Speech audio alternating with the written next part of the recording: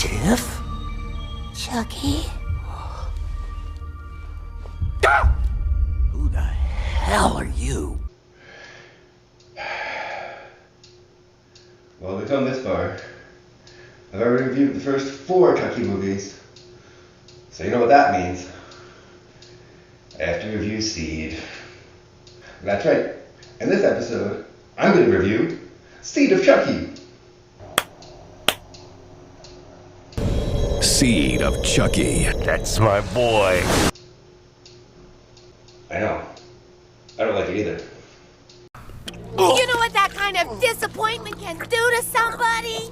Do you have any idea how that can fuck with your mind? Fuck with your mind! Fuck with your mind! Welcome to my channel. Thank you for clicking on my video.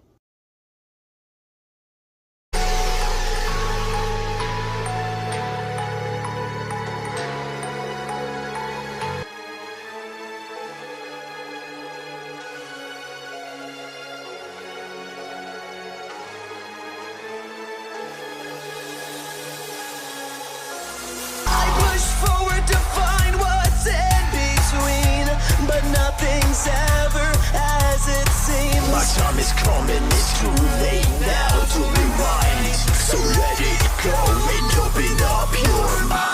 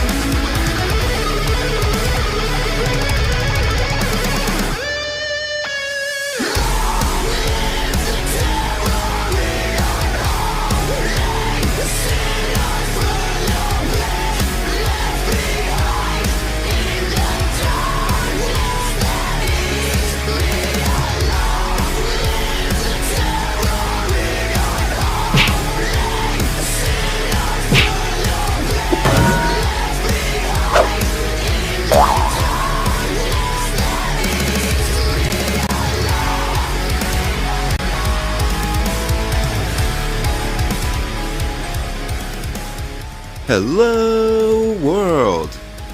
I'm Chris Maitini, aka Mr. FLIXTER! Mr. FLIXTER!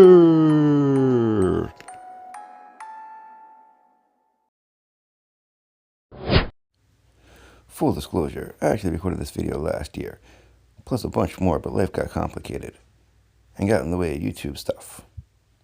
So I'm going to try to release them, starting with The Crow and now this one. In fact, this was the last video I recorded in my apartment before I moved. Enjoy. Hello, world! It's Noah, film critic extraordinaire. Welcome to the spoiler review. I hope you explain, because my greeting describes the opening credits perfectly. Well, Everyone's favorite possessed little doll has returned, and this time, he brought his family. The 5th installment in the Chucky franchise explores his family dynamics, while the titular character, is it Glenn or Glenda, travels to Hollywood to resurrect his parents. Meanwhile, a film about the couple's murderous escapade is in production. And Tiff is overjoyed that her favorite actress, Jennifer Tilly, will star. They want her to join her family in more ways than one. What the hell is going on in here? She came on to me. Made a budget of $12 million. It took in about $25 million at the box office. While all the previous films were written by Don Mancini, this is the first one that was directed by him. This flick takes place at Hollywood, but it was filmed in Romania. And you can tell, because it looks fake. Like so fake. To Mancini's credit, it does make sense for the two dolls to have a child if they become more human the longer they stay inside the dolls. Especially if they're anatomically correct, as stated in Bride. So this idea about a seed of Chucky is the overarching next logical step in the story. First you have the single guy, then you have the bride, he gets married, and then they have kids and have a family. That's life. Did they have to show Chucky's sperm swimming through Tiffany's birth canal though? No, I don't think so. I like how the film opens with a first-person POV of the doll. It's a nice callback to Halloween when the lightning flashes and it shows the shadow of a shape on the door.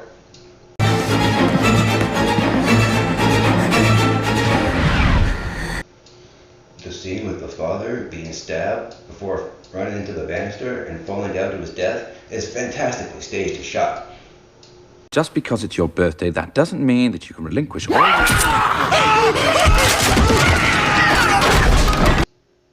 The shower scene is a nice callback to Psycho. It's also the only instance in the franchise where there's human nudity. I don't count doll nudity. After that is the infamous "you're pissing your pants" line. And now, you're pissing your pants! You're pissing your pants! You're pissing your pants! Is this character trait really necessary? Like, yeah, I get he's supposed to be traumatized, but it comes off more as comedic. At least they try to make it a running gag. They don't even take it seriously, so it's kind of like, what's the point? It's too bad that was a dream sequence too. It would have been better if that actually happened. There's another reference to Psycho 2 early on, when Glenn/Glenda says that he wouldn't hurt a fly. However, I have questions how the movie begins. So, did the ventriloquist fly from the UK to New Jersey, found the seed of Chucky, and then came back to the UK? And what about the amulet too? How did Glenn/Glenda know how to grab it before they left? I love the scene when Glenn/Glenda escapes. Show him running down the street. I can't tell if it's a puppet or CGI, but it looks fantastic. Hey! Hey! Come here! Come here! I think the Hollywood setting is a good idea. It's a nice change in scenery. But I told you my problem with it. The concept of a movie within a movie can work, but not how it's handled here. I do like the title of the fake movie though, Chucky Goes Psycho. A new horror flick, Chucky Goes Psycho. The film tells the urban legend of Chucky and Tiffany, two dolls supposedly possessed by serial killers. I think having Tiffany kill someone in the fake movie with a slinky is a nice homage to the previous Child's Play films when Chucky used to use toys as weapons.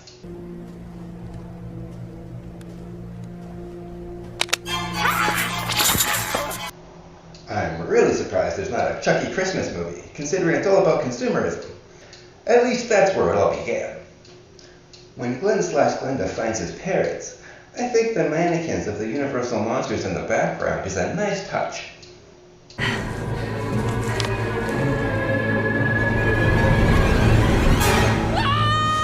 However, this scene raises more questions than it answers. But I've already asked those questions. So many questions, so many questions.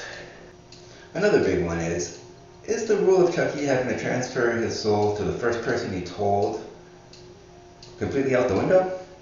Because now it just seems like he can put his soul into anybody that he wants to. Get it? Anybody? Thank you very much.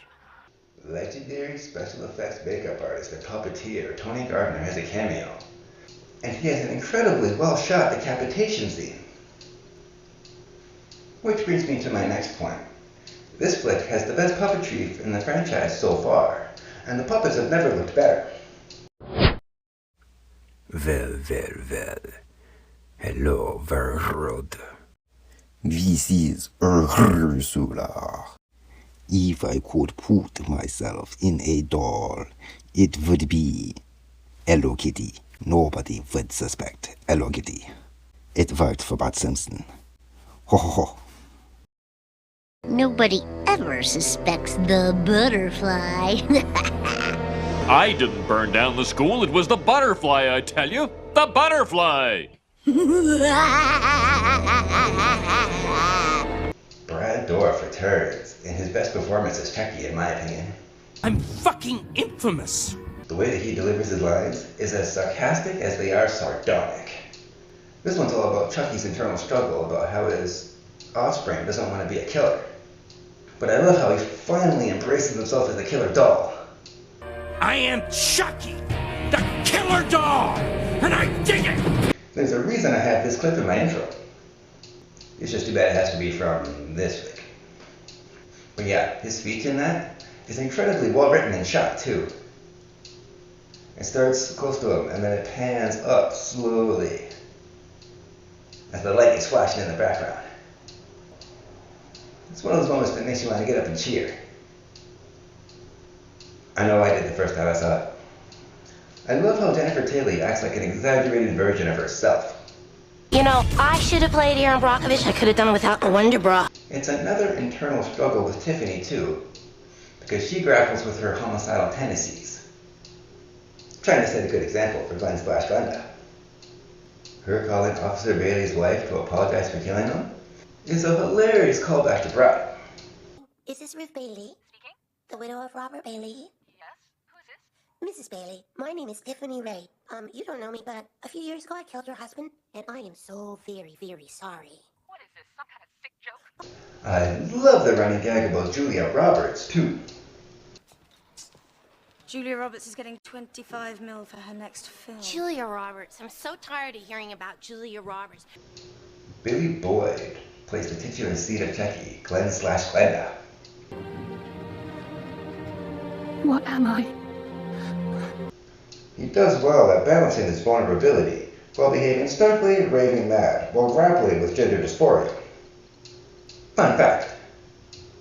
The character is named after Ed Wood's film Glenn or Glenda, where he, Ed Wood himself, plays the titular crossdresser. Redman plays the director in this flick, but he's essentially playing himself. He's funny, but I think he's miscast. I think it would have been better if they got a real filmmaker to fill this role, because Don Mancini originally wrote the role for Quentin Tarantino, but he turned it down, unfortunately. It's too bad, because that would have added some authenticity to the role. You know what I mean? Having legendary filmmaker John Waters as a paparazzo is hilarious. Pete Peters, celebrities revealed. Jennifer, what did you see? What, do you want me to draw you a picture? Would you? Somebody, give her a piece of paper. And talk about a major plot hole. You gotta love how Chucky and Glenn do the exact same thing that they make fun of in Bride. All right, let's go. Oh, sure. I'll steer and you can work the pedals. We're dolls, you dope! I mean, if Tiff and Chucky just did that in that flick, you wouldn't need the stupid human characters. That's my rant. It ticks me off. He's got the best kill in the movie too, when the acid pours on his face. I think it's a combination of CGI and practical effects, but it looks so good. Certainly the highlight. However, is the whole Chucky masturbation scene and the turkey baster scene really necessary? Did the writers of Don't Breathe get inspired by Seed of Chucky? Think about it.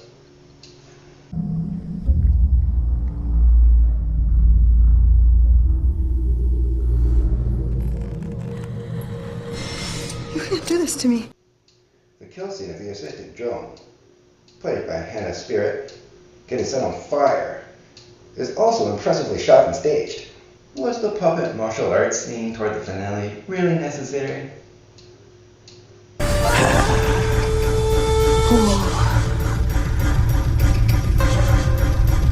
Let's go. During the climax, if Tiffany successfully put her soul in Jennifer Tilly's body, then how was she talking to Glenn/Glenda just before she died? Is Jennifer Tilly talking to Glenn/Glenda or Tiff? I told you, so many questions. So many questions. Overall, this flick does have its shining moments, but my biggest issue with it is it's a full-blown comedy and doesn't even try to be a horror movie. It's fine when horror movies don't take themselves too seriously, or if you try to combine horror and humor together, but this goes way past meta to parody territory. Instead of being taken as serious threats, the puppets are taken like gags now. The whole thing just seems like a big long sitcom. Could you imagine if the Chucky show was like this instead? And yes, I know, Chucky makes his quips, he's always been like that. But in this one, the sitcom idea was put first, and the slasher idea is more of an afterthought. The two formulas aren't blended well together. There's no tension. The violence comes off as more cartoonish than the other films too, because they're played for laughs for the most part. The humor completely overshadows the horror. I do think this film is ahead of its time though, because it touches on themes of self-acceptance. I think tackling gender issues is a very progressive writing choice. But is a Chucky film the best place to do that? And yes, I know Don Mancini's openly gay, but he could have worked it in a little better. I mean, there could have been a few more drafts of the script, but this is the idea he landed with. So this is what I have to judge. The plot gets completely derailed because so much time is spent on the topic. It reminds me of Wes Craven's New Nightmare and Army of Darkness. Because it's a movie within a movie and it goes totally off the rails into comedy territory. I'd only recommend it to hardcore Chucky fans or to people who are new to the franchise to get the whole story. The series does touch on this plotline after all. For the most part, this unhinged, nonsensical sequel is overkill. Well. Thank you for watching. Please do not forget to like and subscribe. This movie film needs less baby gravy and more mice. Hey, also, it's called Seed of Chucky, not of Mice and Chucky. However, I have to agree. Meow! I think so, baby kitty. Yeah, mice always make movie film nice. Ho ho ho. So, my official grade for Seed of Chucky is a small popcorn with an extra small baby bottle of milk, so you can spill it and cry about it. Don't come crying to me. And remember, people say babies are bundles of joy.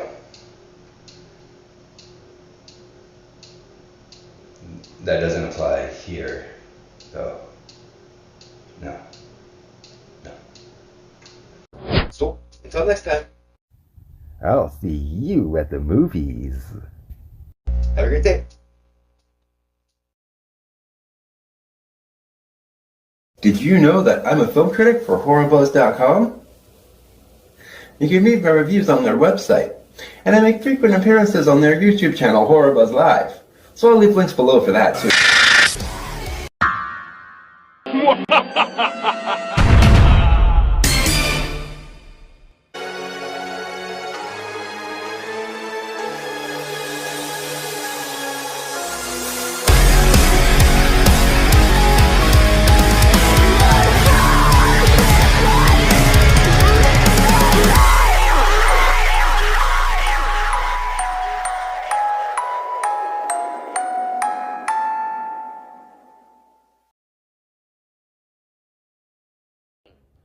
Thank you, Chucky. Fuck you very much.